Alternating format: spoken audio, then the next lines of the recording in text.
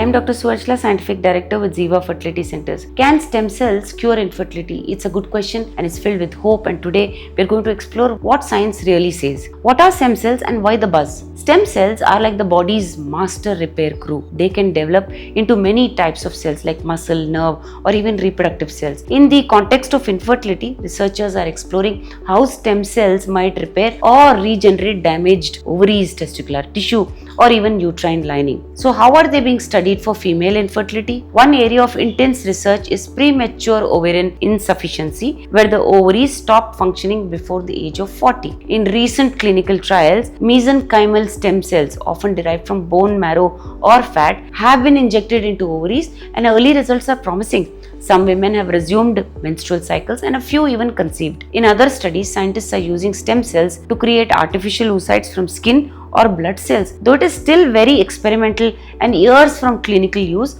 this is a very beautiful concept to look forward to. But what about male infertility? Very good question. In men with non-obstructive azoospermia, where the testicles fail to produce sperm, stem cells are being studied to regenerate spermatogonial cells, which are the early stages of sperm producing cells. Animal studies have shown that it is possible to restore sperm production, and now human trials are also slowly progressing. Is the treatment available now? As of now, stem cell therapy for infertility is still experimental. It's not part of routine clinical care, and it's not FDA approved for reproductive use. So if someone promises a stem cell infertility cure, especially abroad, be cautious. We need more research to ensure safety and success. But here's the exciting part. Stem cells could revolutionize how we treat age-related infertility, chemotherapy-induced damage, and even uterine conditions like Asherman syndrome. We are entering into an era where we may not just support fertility, but also restore it. If you wish to understand and discuss more about this, please feel free to contact us. Thank you.